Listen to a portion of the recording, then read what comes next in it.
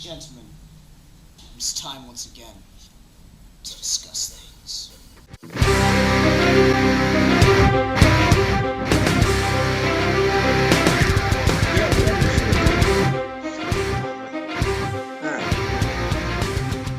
Oh, yeah, you too?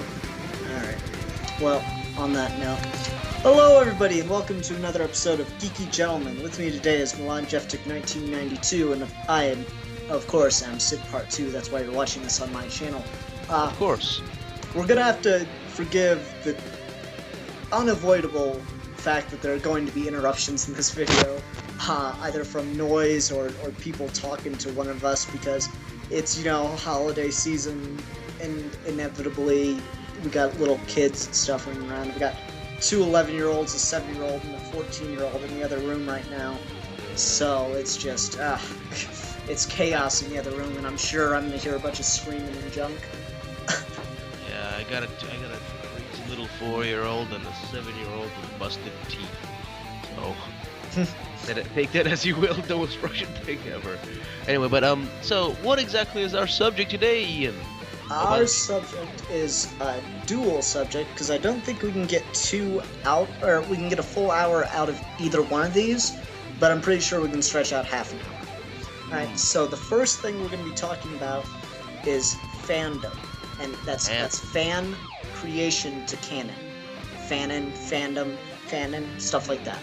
And we're also going to be talking about the apocalypse and how it's used in film and fiction in general. Alright? And that'll be all different kinds of the apocalypse. Now, the first one's kind of ambiguous, so let me give, the perfect example to just tell everybody what it is, what we mean. You see, you have these fan theories that enter to explain things about films and about, books or comics or whatever, and they're always really intricate and interesting, and it almost makes the thing itself better. And the perfect example is James Bond movies. There's a fan theory out there that all the actors that have played James Bond exist in one continuity, and the thing is, James Bond and 007 are a code name they give to a certain type of agent. One agent every generation that goes on these crazy missions. So that's an example of fanon, because it doesn't really add or take away from anything. It just kind of makes you enjoy the thing more, that someone loves this certain production so much that they're willing to go into it and create these intricate little theories that kind of make everything work together, even if it originally didn't. Yes, that is quite a fascinating topic, my friend. And what exactly, can you verify a little bit more on the subject of the apocalypse? Just like, we're going to talk about all the different kinds of apocalypse and what the tropes are with it, what you always see, stuff like that. We'll get into that later. Let's start out on fanon. All right then. Well, fandom is one of those things that people that aren't really into something very much see as something frightening. For example, and nowadays, it's true. Nowadays, you got certain fandoms that are getting beat on and are seen as something quite disturbing, such as well, just pick one out of the blue, the pony fandom, the bronies as they are called. The bronies are odd. I'll give you that though. Yeah, well, it all depends. The thing about the fandom, there's always going to be a sexual component to everything, and I guess, and most of the time, these bronies are. Let me just give you an example. They're just the basic bronies, like somewhere in his late teens to mid to late 20s. Sometimes the age can be a little bit older, but most of the time they're just older men and male. That's the whole thing about it. Men and older women who like the show My Little Pony, and some people see that as a little bit odd, and and that's the thing. Whenever they hear like, oh, these people must be pedophiles, and like they always come up with the most worst description of these people, as though they're some sort of hideous monsters. And I actually have been listening to the podcast, Fat Man on Batman with Kevin Smith, and he had Tara Strong, the most famous the most famous female voice actress there is. Um, on his show, and she talked about, she's if those who don't know, she's Twilight Sparkle on the My Little Pony show, and she describes the brony phenomenon as something quite sweet, because every convention she goes to, they're just the sweetest people, and they start like they actually did, they help out other people. If one of the bronies his daughter was dying, had some cancer, and the bronies actually started up a fund to help this person, and just they seem like she told they're just like normal people, that just the kindest people ever. But of course it's gonna be some in any sort of fandom, it's gonna be people who go a little bit too far on the cartoon porn exists. It's a thing that exists, and certain weird people in certain fandoms like to look at it. So. Okay, let me just that... say, you completely, if that was your point, you completely missed the topic. We're talking about like fan theories around the fiction. Oh, like, right. Right. Sorry. That's what I'm saying. The fan theory about James Bond is that all the actors that have played James Bond exist in one continuity. All the James Bond movies are in one continuity. It's so just when they change actors, it's a completely different person, but they're using James Bond as a code name. It's fan theory about this topic in the fiction. Sort and of like this. You constantly hear these, especially when you go to like a comic book shop and people start debating plot holes, and you'll hear people like say, well, no, if you think about it, it's this, or if you think about it, it's that. And I almost liked it better when those people come up with it, because there's certainly a line. Like, I think the most ridiculous one I heard was, how come in the prequels of Star Wars, the clones could hit anything, could hit a dime 3 football fields away, but in the original trilogy, the stormtroopers, who we found out were clones, couldn't hit anything. I have an explanation. I have an explanation for that. Well, no. Let me explain. Let me give you the one I heard, and it was so intricate. It's one of those things where it went too far. But here we go. Okay, go ahead. Well, you see, they cloned Jango Fett originally to make the clones in the 1, 2, and 3, but then he died, so they started making clones of the clones, and by the time the Empire had become fully functioning in 4, 5, and 6, the clones had degenerated and become really bad at like the things that they were originally bred for. Wow, that's exactly the thing that I was gonna say. Oh my god, it sounds so funny creepy because it's so ridiculous. It's like, okay, there's obviously a line. There's a point where it works and a point where it doesn't. You know what I'm saying? But still, it kind of does fit into the universe and the whole. Wow, it does, but it's so far out there because there's nothing to hint at that at all. Oh well, yeah. Well, come on. But it just makes me laugh. I find that one really funny. Yeah. Well, another great example of fandom is that whole. You mentioned this a while back. Is with the whole, Batman R.I.P. and that period of that. In that period, Neil Gaiman. The Neil Gaiman one where it's definitely. Yeah, that one. Let me go over that just a little bit because I can probably explain it better than you. All right, so Batman is said to have died in Final Crisis. Okay, and then in between the time when Final Crisis came out and when Nightwing stepped up and became Batman, 2 issues of the regular running comics, 1 issue of Batman, 1 issue of Detective Comics, had a 2-part story by Neil Gaiman called Whatever Happened to the Caped Crusader. And in this 2-part story, Batman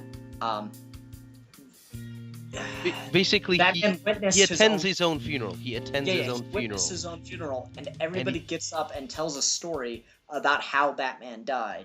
Yeah. And then at the end, he accepts death. Yeah, they're all completely different stories, like very contradictory. And in the end, he gets up, or in the end, he accepts death. And on the very last page, we see that he's reborn. And the thing is, in Final Crisis, Batman was killed by the Omega Effect, or wait, no, the Omega Sanction.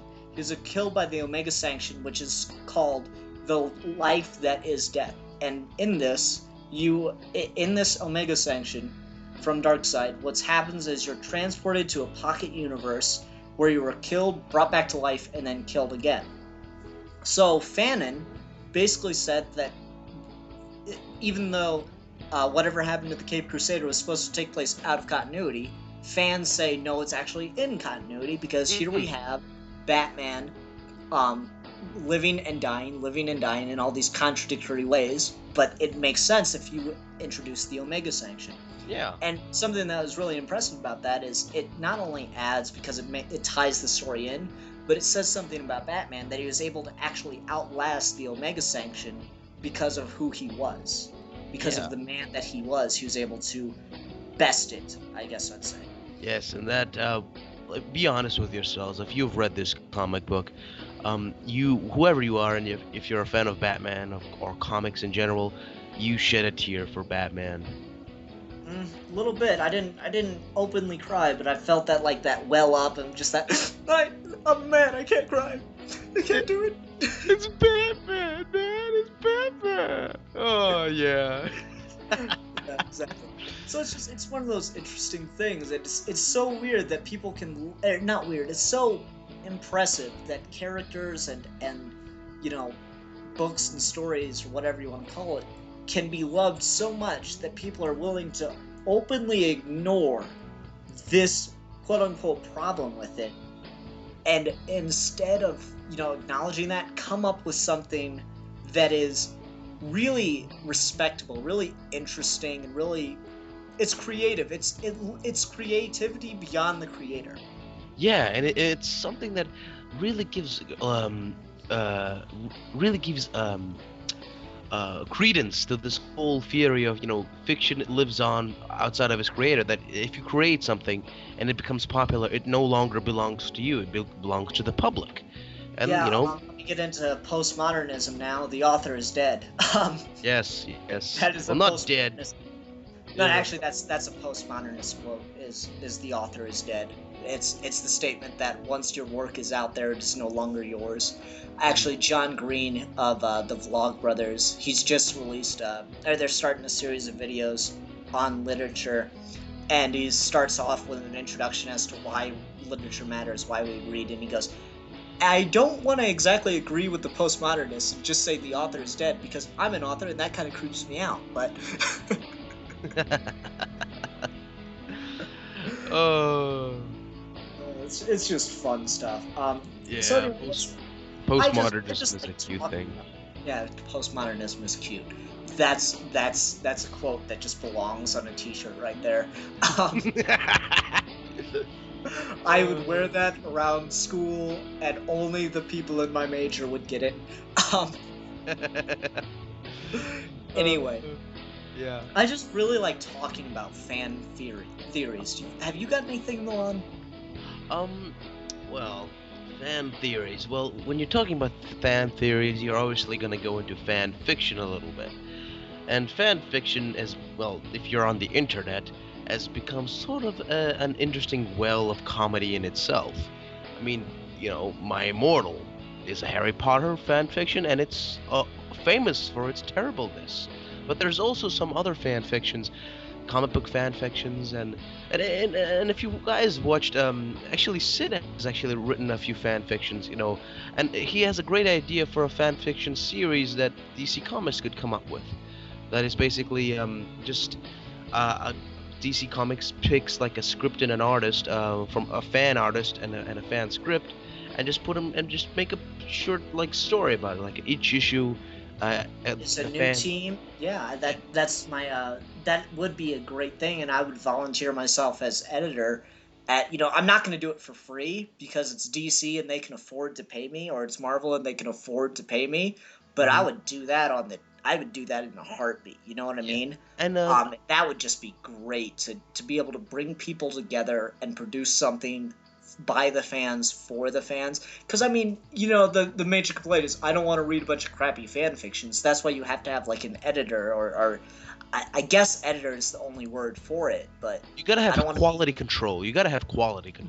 there's a good one. Yeah, you gotta have someone to, you know, pick out the crap. We don't want to just, well, here's a random script and here's a random artist and then have erotica with crayon drawings. Though that sounds hilarious. But one of the things, if you guys really interested in seeing a tiny extract from Sid's fan fiction script that he wrote, I and him, he basically sent me over a script, a dialogue between Batman and the Joker, and the kind of the fan theories of these two guys' personal psychologies really play into this. And I'm sure Sid will link it in the blowjob bar and what have you. But yes, Blowjob bar. well, I'm sorry. That's what it's called now. It's the thing that is beneath us, beneath the YouTube window thing. I don't know. But if you guys really interested in seeing, a tiny extract of that of the tiny script. Here, I'll just put an annotation up. Please. Put an annotation right here. All right. Anyway, so let's get more. All right, you mentioned fan fiction, and that brings up two things that I want to talk about then, because I'm going to talk about the first one because we're going to be really brief. It's amazing how powerful fan fiction can be, and though it's not good, though it is porn, I'm going to cite 50 Shades of Grey, which it's Twilight fan fiction. Yes, it's Twilight fan fiction, and it became a bestseller. And it's and awful. It is porn.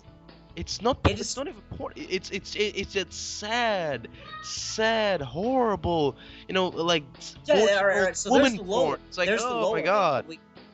Here, let me actually contrast these. There's the low of it, but we can see the heights to which it can reach. Okay, I mean it's low quality, but because of how much fans love their own work, it got so popular that it became a bestseller.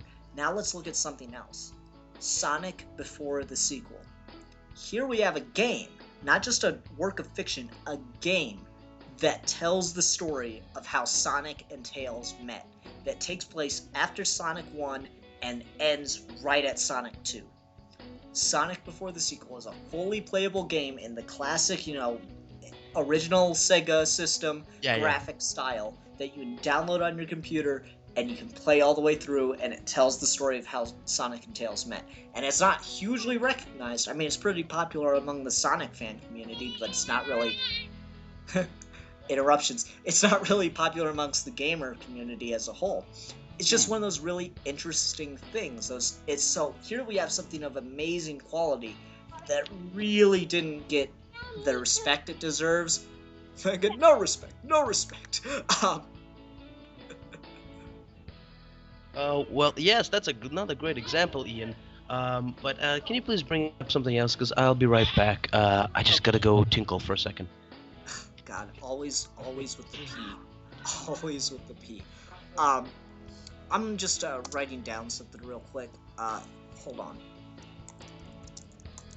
I actually did a video talking about this same kind of thing with Sonic, about how, and I'll bring it up now, but with Sonic in particular, it's incredibly interesting to see that the fans are actually creating better content than the people at Sega. You can look at a game that I love, Sonic Generations. Beautiful game, jaw-dropping, so pretty, alright? And it's really, really fun. It's got a lot of different playability and stuff. But the problem with it is we've spent years introducing all these Sonic family characters, and they're annoying. And they're annoying because you can never play as any of them in most of the games, and even if you do, their controls suck. But they just sit there and they talk at you, and in most of the games, they're just story characters. No one cares about the stories in Sonic. Look at the Alex Day song, Sonic doesn't need a story, alright?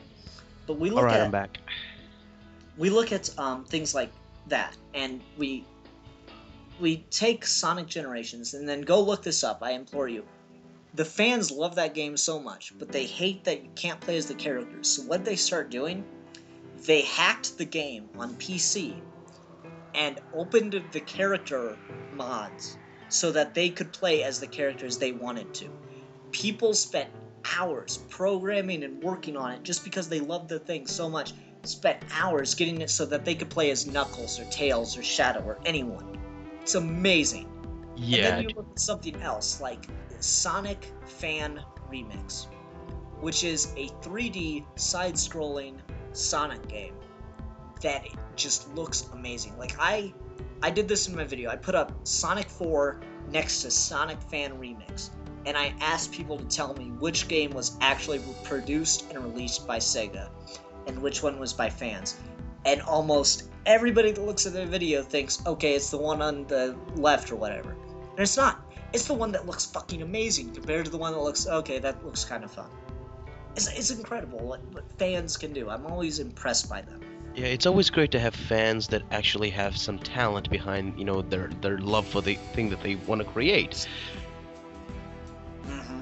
Yeah, I agree. I love to see, I just love going into a comic book shop and hearing people talk about all the different things. I think that the epitome of fanon and fan devotion is who would wins. Well, that's one of those things that's just permeated through, the popular culture forever. Yeah. It's like, who would win, Darth Vader or freaking Doctor Doom? That stuff is exactly. It's so interesting because these arguments never end. Go to Comic Vine, go to the Battles forum, and go to a thread. The first thread you see that has more than one reply. And if you keep going, you keep looking, you'll find threads that are 4 to 5 years old. And people are just commenting on them now because they want to throw in with what they think, and these threads will be 50 pages long. I just saw one today. Who would win in a race, Sonic or the Flash? And just 50 pages of forum threads discussing this one thing. All these different people coming in and arguing and leaving. It's beautiful in a way. Yes, it's beautiful and horrifyingly sad, but mostly beautiful at the same time. It's great. It's one of those things that you can never show your parents because they're like, oh my god, my son has wasted his life. But to all your friends, you're like, this man is a god.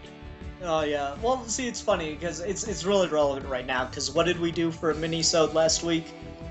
Oh yes, Godzilla versus Cthulhu.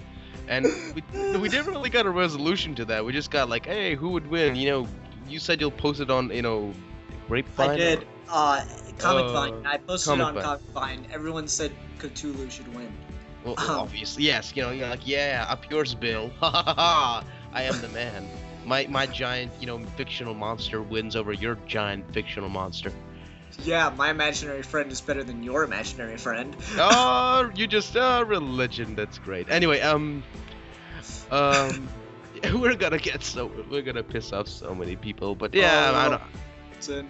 Okay. Anyway, I really like Who It Wins because that's where you see the most interest and that's really Who It Wins are really why more than anything we need, not only a fan book. But we need a fan book that is allowed to steal from all comic companies. Mm-mm. Because how many, Spider-Man versus Batmans or Superman versus Goku have you heard? You want to see that. And that actually reminds me. Hopefully soon, Death Battles is a thing that's animating Who Would Win battles, but they're actually, putting some thought into it and, having, like, announcers argue and name the stats and stuff. Yeah. They do the fights in, like, pixelated art, right? Yeah, like old style video game great. art, and it's awesome. The funny thing is, dude, I loved what they did last time, or, like, it's been a couple months since they put up an episode, but it was, like, at the end of the last episode it goes, next time on Death Battles, and it was like all black, but then like as he started doing that, more and more light came, and then when it was like the part, the Superman symbol was there. So the next time on Death Battles, they're doing Superman versus Goku. And it's been like 3 months since they posted a video, so I'm expecting like a 20-30 minute video out of this. Oh my god, dude. It's strange because some of these battles, they seem to be more prevalent than others. They seem like a thicker, they seem like more prevalent, what's the right word I'm looking for? thicker veins, thicker ideas as people tend to go to. Like, always always gonna be like Batman versus.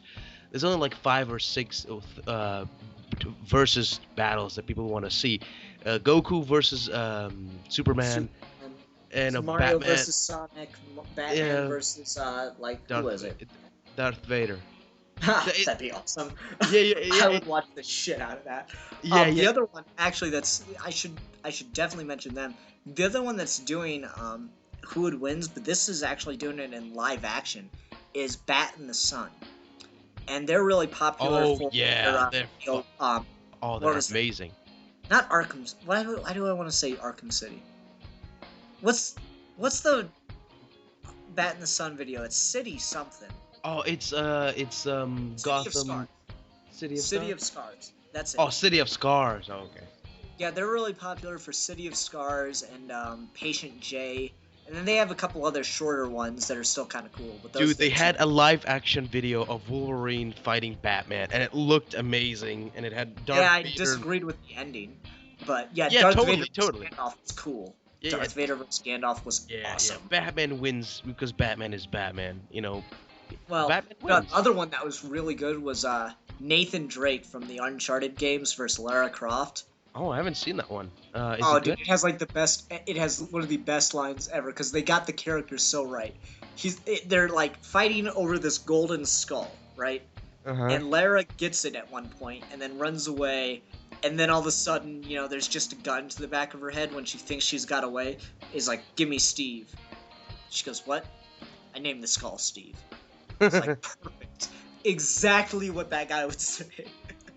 That's a really good one. It's also awesome because at the very end, at the very very last second, he's like on the phone. He's like, "Sully, I lost the skull."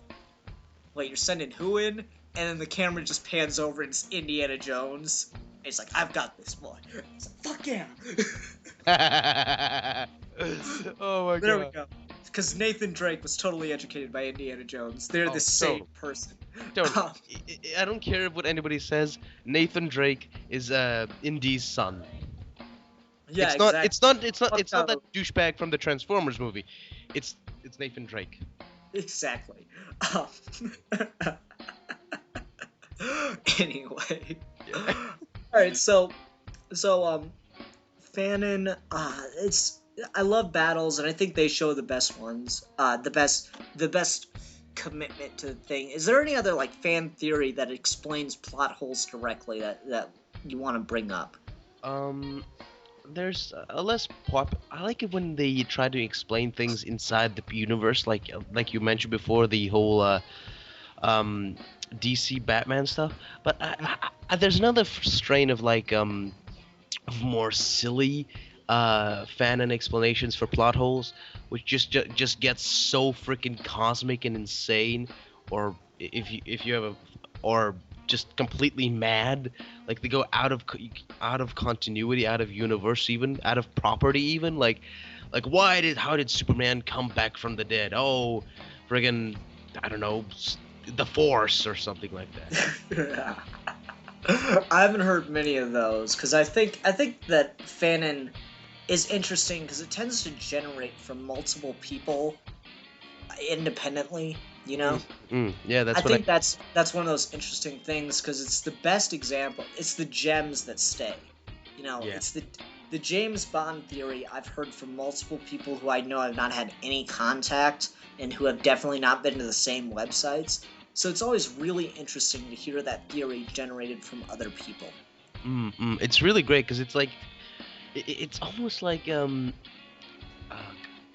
what's that word? This perfect word. It's an evolutionary term. It's gifts. No. Natural selection? No. It's to explain why these particular ideas stay in the public consciousness more, while others are cast aside. Got I don't know.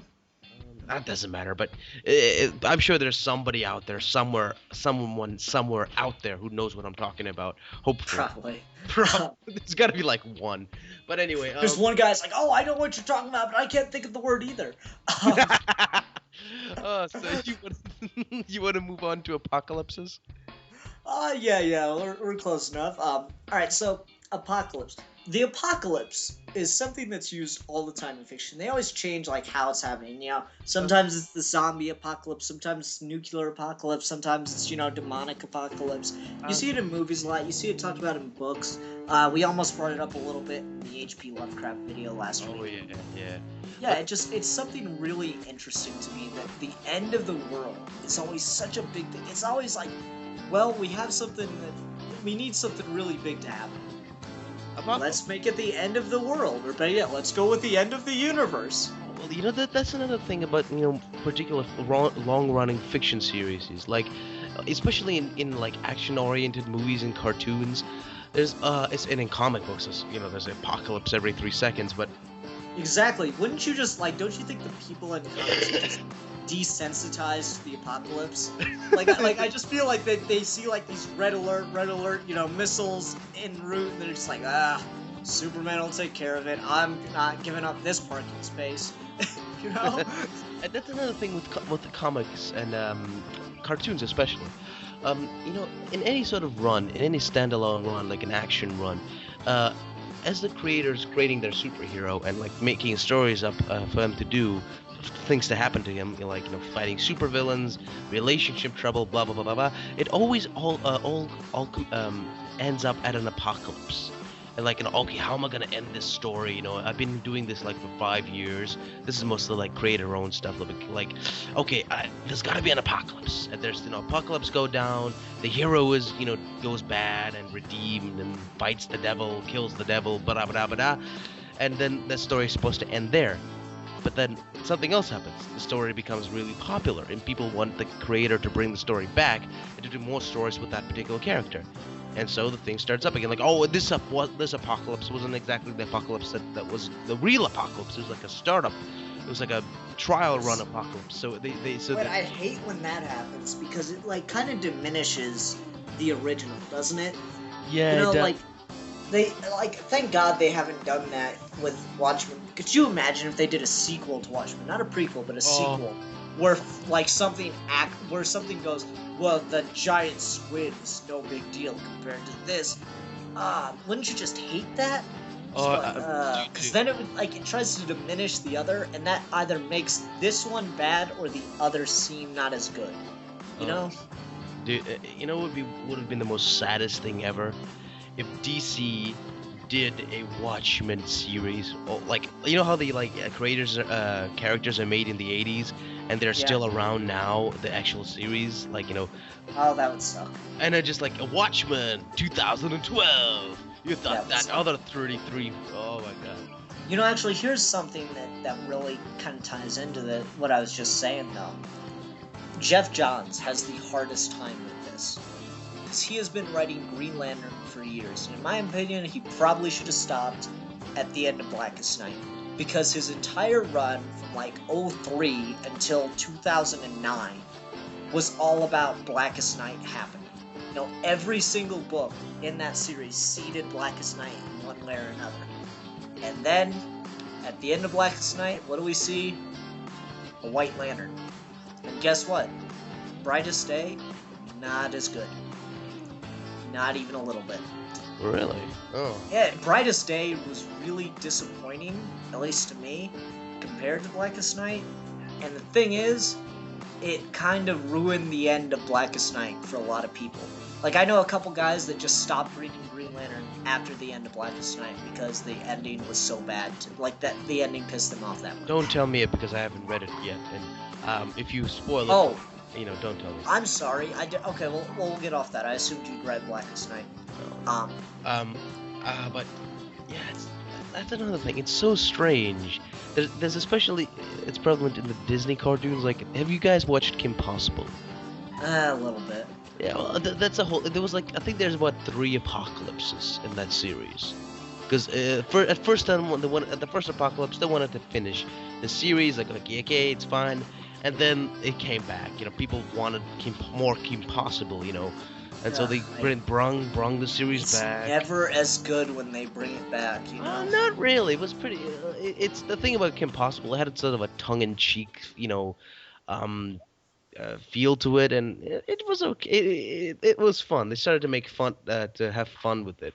I guess that's another thing. If you have a universe, a cartoony universe, more of a tongue-in-cheek comedy, Yeah. action, yeah, you can pull it off there. But if you have like a fully serious, Watchmen style, like this is the end of the world type of a thing, and just have that end of the world not be the real end of the world, it all depends on what kind of what tone your universe is going for, and what. Yeah. Actually, something else that really applies to this, the 28 Days Later series. Hmm. Here we had a movie, 28 Days Later, which was clearly meant to stand completely on its own. Never to have a sequel in a million years. It has these characters. These characters all die at the end, it seems, except for Cillian Murphy, if I remember the movie correctly. It's been a while. And then the movie is over. And the zombies have taken over, it seems, right? Yep. And we get 28 weeks later. Ugh. 28 months later. And it got worse each time because they kept extending the apocalypse. And then at the end of 28 months, it's like, well, it's all okay now. Ha, yippity-doo. And then what happens? Oh, they all get infected in the safe zone. Never would have seen that coming. But Except I totally did. Yeah. It's strange. It's some series like the zombie apocalypse genre. It really does tend to. It skips the whole prelude to the apocalypse. It's already in the apocalypse. The characters are in the Actually, apocalypse. speaking about that, Alright, here we go. Walking Dead, Resident Evil, the end of this first one, and 28 Days Later, all have one thing in common besides zombies. Do you know what it is? What? If you want to live through the zombie apocalypse, stay in a hospital bed. I swear to God. That is like the biggest cliche about zombie apocalypses, is the guy that's alive and doesn't know what's going on, wakes up in a hospital bed, and you're just like, what? Why are you safe there? Everyone else in the hospital, gone or dead. But you're just chilling there because you were in a coma and you survived? What? Oh my God. Have you ever noticed that? I do. It is so weird. It's like, I want to write a story. Like if you start up with you start with that. Start off following like one character at the beginning before the apocalypse, and No, then he no, ends no. up in the hospital, and No, then no. like you show him waking up, and suddenly he gets eaten by zombies. Yeah, Because just that like would be that's awesome. the first panel. Like first panel, opens his eyes, sees zombies, gets eaten, dead. One page. That's your main hero. He's dead. It's kind of like, what was the one? Feast.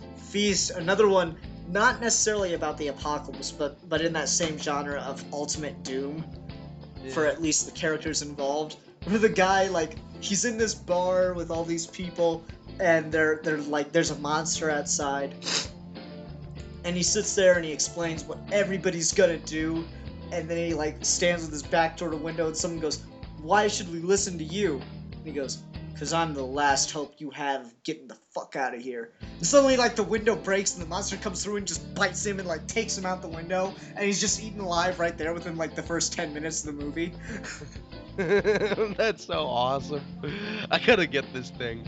But that's So, another like, thing. there are obviously other apocalypses Oh, besides of course. the zombie. I hate the zombie apocalypse. I truly do. I'm gonna be like lose subscribers for this, but I just can't stand because there's only like one story you can do with the zombie apocalypse, and it's just Which is probably why that I could definitely tell that you were kind of tired of zombie apocalypses, because Yeah. I loved your video, what you did for our intro to the Halloween video. You love tell people about it. Okay, so like there's this radio broadcaster in America called Joe Frank, and he has a show on NPR called Somewhere Out There. NPR is National Public Radio, called Somewhere Out There. And what he does is the show would be broadcast about 3 a.m. and it would just be like this one guy talking and telling these really, really detailed stories about his life, and they didn't make any sense, but they were ridiculously funny. And It's so weird because Milan has that same kind of style of really detailed, really weird, nonsensical storytelling. And what I had him do for our Halloween video is to say, come up with something, end it like this, do whatever you want with it, involve zombies since it's Halloween, and do it like it's Joe Frank, okay? Because they sound so similar. So Milan did a video talking about how he survived the zombie apocalypse, or how he experienced the zombie apocalypse, and it was just funnier than hell. And he posted it on his channel, and it's the intro for our Halloween video. If you guys want to go check that out at all. What part do you like best? I mean, Jesus Christ, what part do you like best? It's it's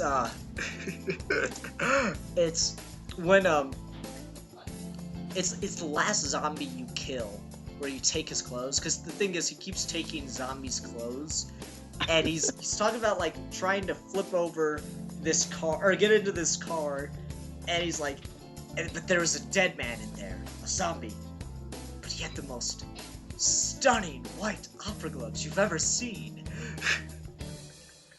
I don't even call, dude. I don't call anyone a zombie in that video. Like, I never use the word zombie. But they're clearly zombies. Yeah, of course. But well, it's just one of those things. It's like there's a dead man in there. He had the most stunning white opera gloves you've ever seen. They were beautiful. Hardly any blood on them at all. And I want him to do this as a series. And actually, I'm put you on the spot. You promised me that you do the Invisible Man. I'm actually doing it now. I actually have I'm doing it in parts. Can I write out like a little bit for it, because I was watching the Invisible Man today and I thought of an awesome joke, so I'm gonna write that and send it to you. Okay. Incorporate it in some way. Oh, anyway, you're gonna love this one because oh my god, Bill's really excited for it too. He said he loves the Invisible Man. So. Dude. Anyway. I've been recording this thing completely no script, and it's just I was staying awake for like 24 hours. I drink like a bunch of coffee. And I just like, I had a cold at the time, and I'm like recording this thing, like, so the first thing, like, just this most insane shit, like, I don't even know what the fuck I'm saying. It's just the most insane stuff, like, it just pops out of my head, and it's completely unscripted, and you're gonna freaking love it. Oh, that sounds great. Okay, anyway, back to the apocalypse. Let's talk about the more religious apocalypse. This seems like it's such an obvious thing to be used, but it's never been done really effectively in film.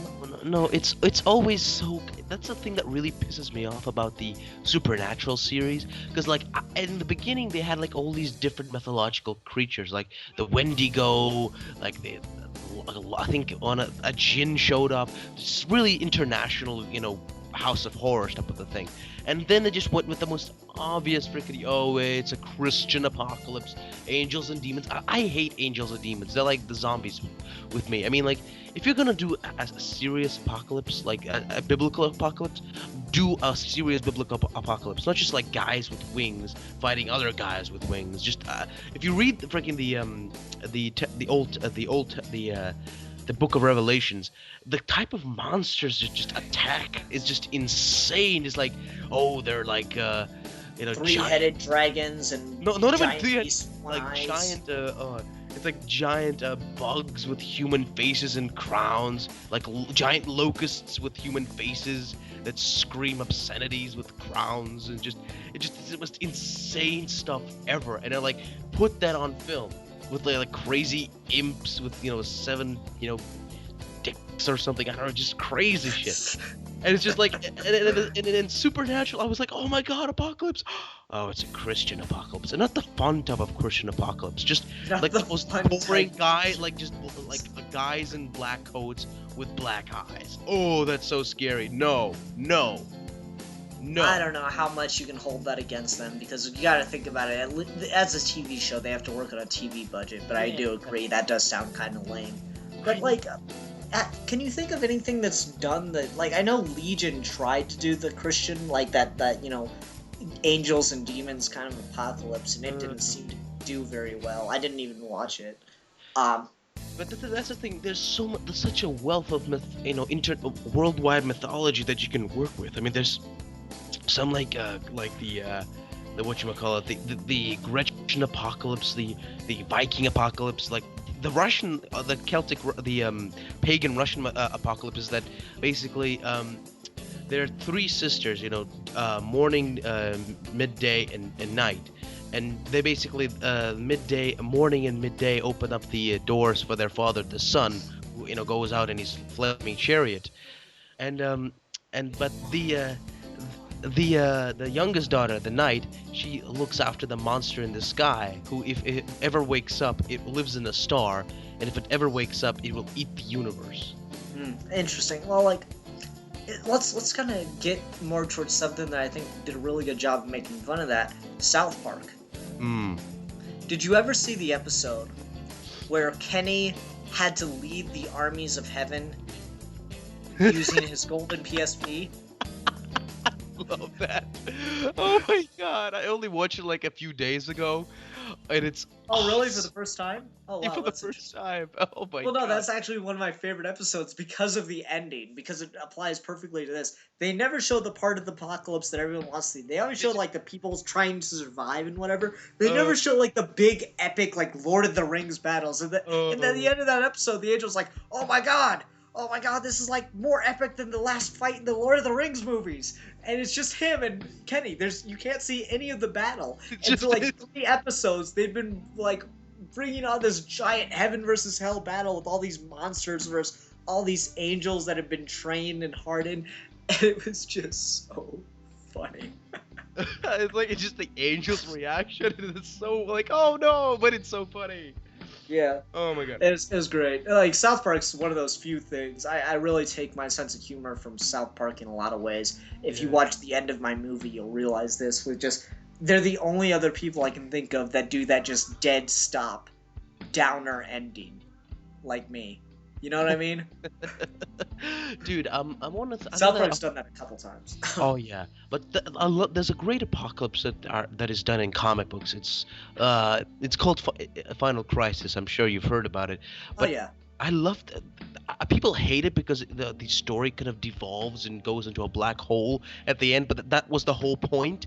It's just Darkseid being this horrible black hole where nothing can escape. That even the characterizations were start to devolve in his presence, and he just created a giant universal black hole that sucked every thing in the DC universe in it, and like the only thing that was left in the darkness was just the first superhero and the wishing machine. And I just love it. I just loved it. Like, oh my god, that's an actual, it affected even. It was creative. It was definitely was really so creative. creative, and then people like don't It's like it. only something that Grant Morrison could have thought of. Let me put it that way. Yeah, and I love the hell out of it. If you guys know, there's this radio show called Graphic Audio. They do like really high class fucking audio plays of that their slogan is a movie in your mind. They just have like this really awesome audio plays of DC comics, like the longer runs, like like the 52, Final Crisis, stuff like that, and they did a really awesome version of Final Crisis, and it's just so great. And like, I love the hell out of it. It's just like, oh, it made me cry, man. It was so awesome. It was like, oh my god, it's so cool. Graphic Audio, go buy it, Yeah, okay. go download it. It's amazing.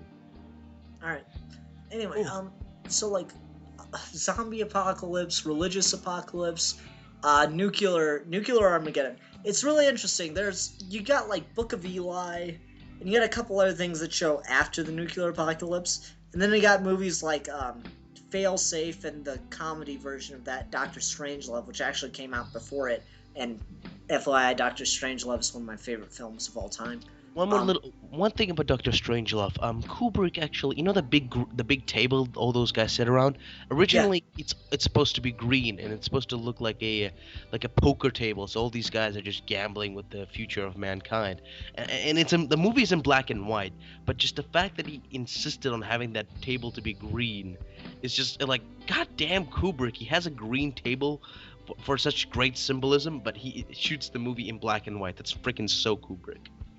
Whatever. And like you got movies like Doctor Strangelove and the serious version of that, Failsafe, which is still a fantastic film. I definitely recommend checking it out if you get the chance. And then you got movies that take place after the nuclear apocalypse, Book of Eli, stuff like that. There aren't many movies that deal with the actual nuclear apocalypse, you know? You get stuff just before, and then you get stuff just after. Well, Nothing really like here it is, here's all these people dying, and now we have to live with the fallout and the nuclear winter and stuff like that. yeah, I mean, I'm sure most of the time, I just want to see a nuclear apocalypse. I'm sure Twilight Zone did it, but it's basically just a family living in a bomb Oh, bunker. that's true. You got something that was right after, like the bomb was dropped in the middle of the episode, and it's one of the most famous episodes of Twilight Zone. Um, Time Enough at Last, which is the infamous, guys in the library, and has time enough at last to read all he wants, and then suddenly he drops his glasses and they break on the floor. He's like, that's not fair. That's not fair at all. Yeah, one of the most tragic things, and it's so weird. That's actually, that's scene for scene. That's right out of a short story that this woman wrote, and it's ridiculous because she's only written like 7 or 8 short stories in her life, and she like doesn't go into any spotlight at all, and it's so good. Like, write more, woman. What is your problem? I think It's one of she's the most- dead. No, she's very much still alive. Oh, okay. Well, write more, old lady. Write more. Yeah, exactly. Because Yeah. I know she listens to this. Indeed, like we have actual proof that she listens to this. That this Yep. particular lady that Sid is talking She's about sitting now. right here next to me. Only thing is she's mute, so she can't say anything. Yeah, she's just gesturing with her hands that she will not write anything for Sid. Well, thanks a lot. See if I feed you, old woman. Back in the basement you go. Mind of the crocodiles. Anyway, Oh my god. no, it's just. I guess you got Time Enough at Last, which is more of a character story. It's not really about the apocalypse. It's also got this metaphor about, anti-intellectualism and stuff like that. But Really? it's. Yeah, because, I mean, before that happens, before, the bomb is dropped, the guy works at a bank. And all he wants to do is read. But they don't let him read at the bank. They don't let him, read the newspaper or anything, even when they're not busy. Alright? Really? And when Why? and when he goes home, his wife's just this frigid, bitch that wants to be a socialite, and she won't let him sit there and read. He always has to be going out or watching television so he can talk about it at parties with her. She takes his books and puts, markers in them and just X's out whole pages and stuff like that. Oh, fucking whore. Yeah, just no one wants to let this man read.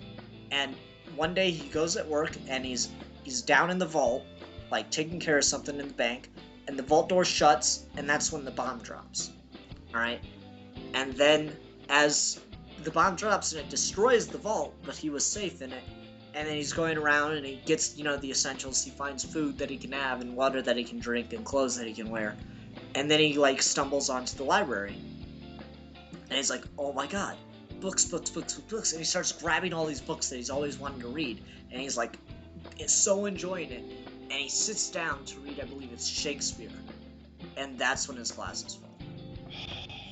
So it's this horrible thing about how, there's not going to be time in the future to read. If you want to do something intelligent, if you want to do something quote unquote worthwhile intellectually, then you have to read now. And that's the problem is, back in the day, there was that anti-intellectualism, that you don't need to be smart. This is America. Well, you guys still kind of have that, right? Yeah, sadly. It's not as prevalent nowadays. Oh, Luckily. not in the anywhere that is not the South. Fair enough. Sorry, people in the South who Milan just insulted and I agreed with. Anyway. What, you're afraid you're gonna have a bunch of, the Grand High Wizard knocking at your door asking, you insulted our great race. Yeah, this show is the reason I'm afraid of the leader of the Ku Klux Klan. This show. is the one thing that's gonna make him mad at me. It has Uh. nothing to do with my skin color. Oh, not at all, not at all. And that's another thing. Russian skinheads are more terrifying than American skinheads any day. I don't know, because the thing is, American skinheads honestly believe they have a right to think these things. Like, they honestly believe that it is their constitutional right, that is the way the world should be, that race and segregation should be done. It's I just... know, but it's just like they seem kind of goofy and like, oh, look at that, it's Jimmy the skinhead. He's a No, that's he's because a they're all comedic inbred. figure. It's a That's but because they're all inbred. yeah, but I know, but the Russian skinheads, they're just fucking horrifying because you're supposed to be recruited. You go to the military when you turn 18, and it's like, God, they're all just fucking militarized, and they're fucking. I've seen this documentary of like this guy going to a Russian skinhead training site, and they just basically have this giant, obstacle course, and they douse it with kerosene and they set it on fire, and all these guys have to like run through it while the obstacle course is burning. And they're like, come on, and they have no guns. There's really tough gun control in Russia, so it's all knife crime and shit. It's like, god damn, that's even fucking worse. And Nah. Chris Rock actually had a great bit on that. He wanted to start the Knives for Guns program, where you can go in and you can exchange your gun, any gun, for a state-of-the-art, top-of-the-line marine killing knife. A knife made specifically for killing by Navy SEALs. And, cause any punk can shoot someone from across the club, but it takes a man to go up and stab him. Yeah, and it's just like, it's just, oh Chris my Rock's god. ridiculous. Chris Back to the apocalypse. Let's get back to the apocalypse. Okay. We're getting close, and I'm sorry this is a very short video, but we had trouble with our first week without Bill and just short topics. But he shall be sorely missed because our Bill, we love our Bill. Yeah.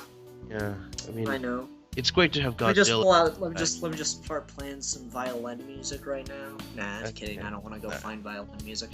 Anyway. Alright, back to the apocalypse. Oh my god. You were saying?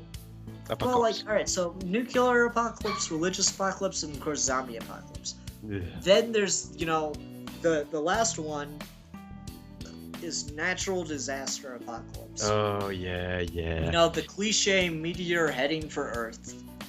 And Bruce Willis has to go put a bomb on it. Yeah. Dude, there's like... John Cusack has to take his family onto spaceships. Yeah. Oh my god. Dude. There's this really freaking awesome clip. I think it's College Humor who did it. Basically, that scene in that film with Bruce Willis, having to put on the bomb on the meteorite. Basically, how he's like, this guy is like, he's ex-military SEAL, works at a cooking shop, he's the best guy for this job. Yeah, and basically, this it's that scene of it's basically they're spoofing that scene, and basically he's naming all these guys, and the general's like reading their files, like.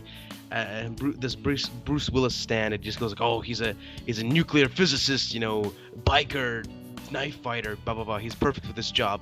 And the general like looks at the file like, and a rapist. And and literally like and then every single person, like man or a woman that Bruce Willis stand in suggests for this mission is like a rapist, like a lady rapist, man. What the fuck? I'm not gonna let you go up into space with your crew of rapists to save the world. It's like dude, and the general like dude, are you a rapist? And like the Willis stands and just looks like, no, that's not important, man. It's like, it's hilarious. It does sound funny. I just like the thing about the natural disaster movies is always inevitably someone has to go stop it. I really want to see another movie like Melancholia where there's no stopping it. It's just gonna happen. So the government doesn't even bother to try to save people. There's like, well, we're boned. Didn't you like that about Melancholia, that it was just accepted? People denied it for a while, and then they found out, well, there's no hope, and then they all died. Yeah. I did like that about Melancholia. Yeah. Um, Yeah, like the human race is doomed. I get that for some reason that gives me. I'm sure this gives you a warm fuzzy feeling in your belly as well. The complete and utter destruction of humanity. But I'm sure there are some people, like most of our listeners, have that same cuddly feeling in their guts, knowing that the well, the human thing race is about doomed. Melancholia that I really liked is the planet is a metaphor. Because what it showed was when you think about it, when you think about the fact that you're going to die, that there is nothing you can do about this. All the little shit that people do day to day is really fucking dumb. All the shit that people do to fill their lives is just ridiculously stupid and pointless. When you think about that in the background, oh, by the way, you're going to die. So what the planet does in Melancholia is it brings to the forefront the fact that you are, and suddenly it just puts everything else in perspective. I love that part at the Melancholia end. is kind of the exception, though. It's Yeah. one of the only ones where no one does anything about the end of the world. They just kind of let it happen. No one tries to stop it. No one tries to escape. It just, here we are, end of the world. I like that. And the thing, let's kind of wrap up here. My thought on the end of the world, the apocalyptic thing, is just that it's writers trying to deal with the inevitable. Zeus proclaimed that everything must come to an end, even the Greek gods. Is one of the Same most thing. famous. Same. One of the most that's famous it. things about Greek mythology that I remember, and I think that writers, this is all in the back of everybody's mind, and I think writers do a really good job of at least trying to make us face it. But at the same time, I feel like kind of just because of how many apocalypses there are, and how there's always this hope of surviving, I feel like it kind of diminishes it. I think there's a it's really strange because in every single mythology, there's an apocalypse. Basically, what you just said, what Zeus said, Odin, the Viking god, said exactly the same thing. But that's a strange thing because it's that's another weird thing I find about humanity and religion really in religion really wants that thing to happen. They love that promise of destruction and rebirth. Yeah, you And get that. You get those. What do they call it? Like those nut jobs with the signs. The end is nigh and stuff like that. And the thing that always bugged me about Christianity, because they're the ones that are always talking about how they're gonna be in heaven after they die, and they're gonna be so happy, and how you're going to hell. The thing that I love, and I don't remember the comedian that said it, but what I love is, yeah, if you're so happy to die, why the fuck are you wearing a seatbelt? oh my god, that's so true. That is so true. And I guess it's really I don't like that whenever there's always a religious nut in in this there's this movie called The Mist, and basically, long story short, there was some sort of portal opened up in in a military base that let these giant bugs in from another dimension. And basically the story, it's a Stephen King story, and it follows a bunch of people trapped in a small mini mart. And basically the guys, the men, the adults, they're trying to okay, well, we gotta board up the windows, we gotta try to be as practical as we can, not try not to panic, not to go completely nuts and kill each other. But there's this one crazy religious chick, this one crazy religious lady, who uses that fear of these people to make she brings religious fear into this horrible situation, and she basically makes all the people in that little mini mart turn on each other and hell, even make human sacrifices. And that's the thing about religion that I don't like, because they want to bring back the Stone Age, to bring back that all-pervasive ignorance that engulfed the planet Earth, because without that all-encompassing ignorance, they have nothing. They're just a bunch of savages screaming about the end of the world. Let me Let's just back finish. that up. No, let's back it up, because I get what you're trying to get at. let's back it up. Not all religious people are like that. I know. No, but you gotta put that in there because you're gonna piss off a lot of people in the wrong way. Okay. All right. That's the thing is you're right. There are people in the religious community that want people to go back to not thinking for themselves days. That is very true. But at the same time, those are mainly the exception. All right. Every group has those crazy people. There are atheists who want everybody to just give up any kind of religious belief and just accept that there is no God and just live these horrible lives, and you have to just read scientific papers every Sunday to replace your religion. Like, just this crazy shit. Yeah, there's people that, like, want religion to be outlawed. Really? No. Yes. Wow. Yes. It's just as dumb. It is just as dumb as a complete wacko fundamentalist. And that's the thing is, so like I get what you're saying is you got these groups of people, and this does happen in movies a lot. They are often portrayed as the ones that want to bring us back to the Dark Ages. I do agree with that. But I wanted to back that up because you weren't saying anything fast enough. Yes. Okay. Yeah. No, So it's sorry fine. about that, everyone. I'm just babbling on. This is why we need Bill. Yes. Yeah. Look. Oh, This is Bill. the exact reason why we need Bill. Yeah. Because if it's only like we only got either Ian and me, and Bill is like he's like the spice that holds us all together, and it's like when's he gonna be back, man? I miss him already. I don't know. We'll find out. Dude, this is. I'll tell you after. But yeah, do you want to finish up now? Yeah. Okay. You kind of got into the apocalypse, and I just, like I said, I think the problem with all the apocalypse that happens in film and fiction is that it desensitizes you to the reality of the inevitable. The possibility of the end of the world. Yes. No, not even that. Not even just the possibility of the end of the world. The certainty of death. Not really. I feel like it does. I feel like it desensitizes people to the certainty that they are going to die and that there are things that they cannot stop. Like that. I gotta have to disagree because the apocalypse. There's always like in every single story. There's always got to be people who live through the apocalypse, and that's the thing. It's not the fear of death. It's not like, oh, you're gonna live through death. It's not like that. It's the feeling of like, the collapse of civilization. The fear of, the collapse of civilization is no big deal. Yeah, I agree with that too. I think it's kind of both, but the way I see it more is towards the other one. I definitely don't disagree with what you're saying, but I see it more toward what I was saying, with just it desensitizes people to their own inevitable demise. Alright? And that's cool. I like saying that. Their own inevitable demise. Anyway. Oh